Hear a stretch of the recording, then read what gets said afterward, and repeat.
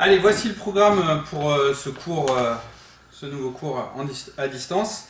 Alors vous allez voir, la vidéo elle est très courte, parce qu'en fait je vous ai trouvé plein d'autres choses à faire. Et je vous en ai donné beaucoup, c'est exprès, je vous laisse quand même 2 semaines pour le faire. Donc ça veut dire que d'ici le prochain cours, vous avez déjà le temps de commencer et de nous poser des questions. Et de continuer, donc faites à votre rythme, n'hésitez pas de prendre le temps et de pas tout faire d'un coup, ça sert à rien. Donc le menu, je vous l'annonce à l'oral, pour moi c'est plus simple, peut-être qu'il y en a c'est plus simple aussi, mais je l'écrirai quand même pour tout le monde. Donc je vous ai donné, on va avancer sur la lecture d'accords, sur le L2, et cette fois-ci on passe avec la clé de Fa en plus, donc il faut lire toutes les notes. Et donc pour ceux qui ont besoin, ça c'est vous qui allez savoir mieux que moi, je vous ai remis une feuille de lecture de clé de Fa. Donc on essaye de bien repérer toujours la note repère, le Fa et le Do, et puis d'aller le plus vite possible en sachant si ça monte ou si ça descend. Voilà, je vous ai redonné du coup la correction de la dictée, le morceau M2. Donc là il va falloir le jouer tout simplement, la voix 1, la voix 2, la voix 3, la voix 4. Le jouer sur votre instrument, si vous avez besoin vous notez évidemment vos doigtés, vos tablatures, vos dessins, ce que vous voulez. Et je vous ai donné aussi une partition en si bémol pour ceux qui jouent par exemple de la clarinette. Voilà, au programme aussi, je vous ai donné une petite dictée de rythme. Alors c'est Pirates des Caraïbes, mais c'est juste la première mesure, ne prenez pas tout en dictée. Et c'est une mesure qui se répète, donc je vais quand même vous donner les indices suivants. C'est toujours une mesure qui se répète, c'est du ternaire, et il y a 4 temps, donc il n'y a pas grand chose.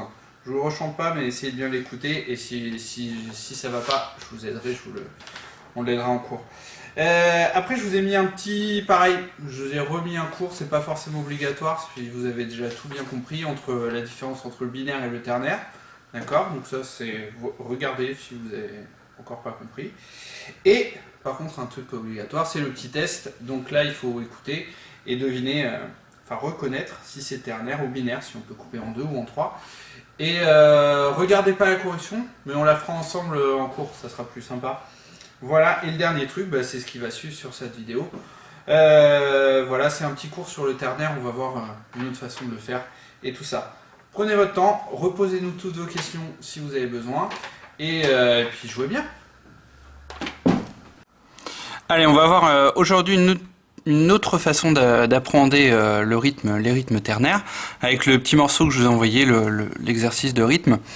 Alors, on va tout de suite, avant de passer à la nouvelle solution, voir comment on peut le penser. On va juste placer les pulsations. Donc on a dit qu'il fallait 3 croches ou une noire pointée pour placer pour une pulsation. Donc si je marque par exemple la première mesure, ça va donner quelque chose comme ceci.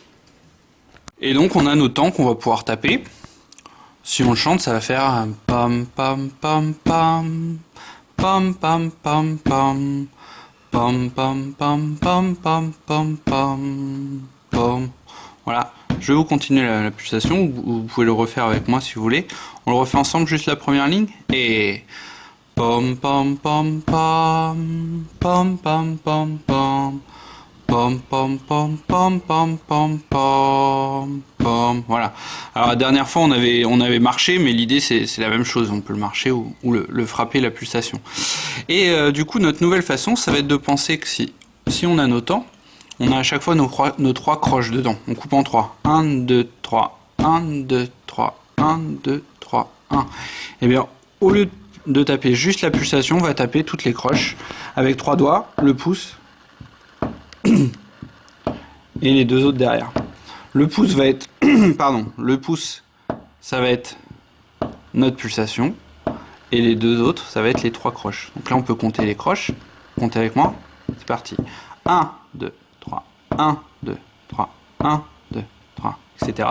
Et on peut compter aussi les temps. Poum poum poum. D'accord?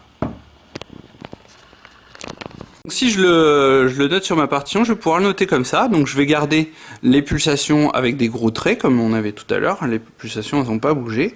Et je vais juste rajouter un petit trait pour les subdivisions. Donc ça va être les croches. Et donc à chaque fois, on voit bien que dans un temps, on a 3 croches. Donc le temps principal et 2 autres croches derrière. D'accord? Donc ça, vous pouvez noter vos pulsations comme ça sur toute la première ligne du morceau. Et puis, si je vous montre ce que ça donne, donc je vais déjà installer ma pulsation. Do, ré, mi, fa, sol, fa, mi, ré. Do, ré, mi, sol, fa, mi, ré, do. Voilà, j'essaie d'être le plus régulier possible sur mes doigts. Et comme si j'étais en train de marcher, je me cale par rapport à ça et je ralentis surtout pas mon tempo. Voilà, voilà. Après, on pourra aussi s'amuser, si vous êtes bien à l'aise avec ça, de passer de l'un à l'autre.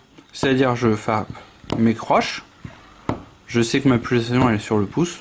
Du coup, je garde juste mon pouce. Soit le pouce, ou soit avec la main. Mais toujours en imaginant qu'il y a toujours les deux croches. Et je peux revenir. Et je reviens encore à la pulsation.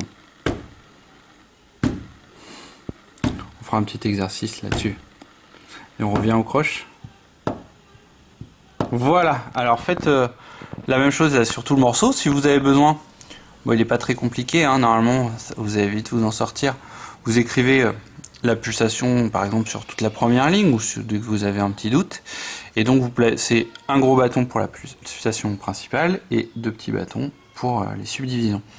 Voilà.